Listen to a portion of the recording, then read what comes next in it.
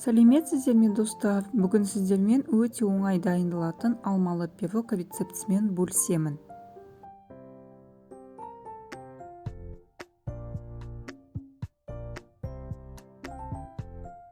Бізге қажетті заттар: жұмыртқаның сарысы 1 дана, сүт 125 мл, қант 40 грамм, сары май 30 грамм, ұн 180 грамм, қопсытқыш 1 шай қасық және алма. Егер алманың көлемі үлкен болса 1 дана алма жетеді, көлемі кішкентай болса 2-3 алманы пайдаланған жөн. Ең алдымен біз салмасын дайындап аламыз, яғни алманы турап дайындап бір шетке қойып қоямыз.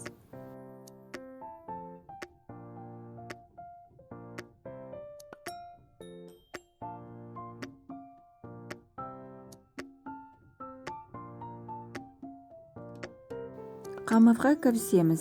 Ең алдымен жұмыртқаның сарысын салып, оның үстіне сүтті құйып, одан кейін қантты салып, жақсылап араластырып аламыз.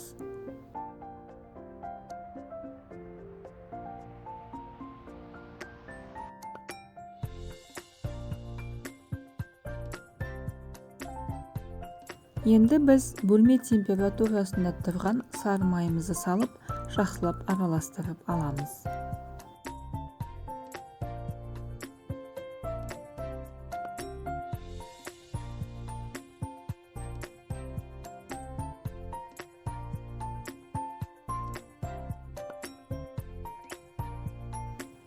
ұн мен қопсытқышты салып, қамырымызды жақсылап араластырамыз. Қамырымыз қатты емес, сұйықтау болып шығуы керек.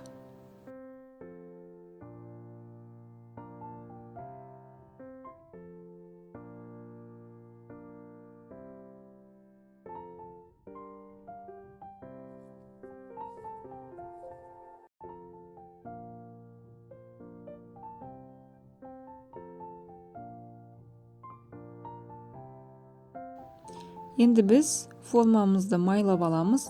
Формамызға ең алдымен қамырды салып, одан кейін үстіне алманы салып әрлейміз.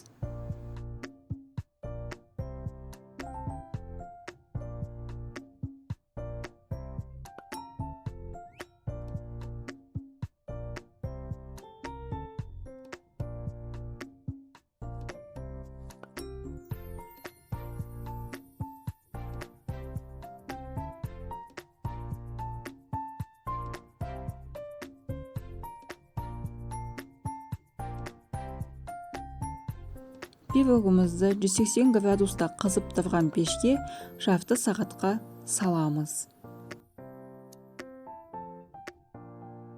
Жарты сағаттан кейін пештегі пирогты аламыз, оның үстіне сары май жағып, қант сеуіп, қайтадан пешке 10 минутқа салып аламыз.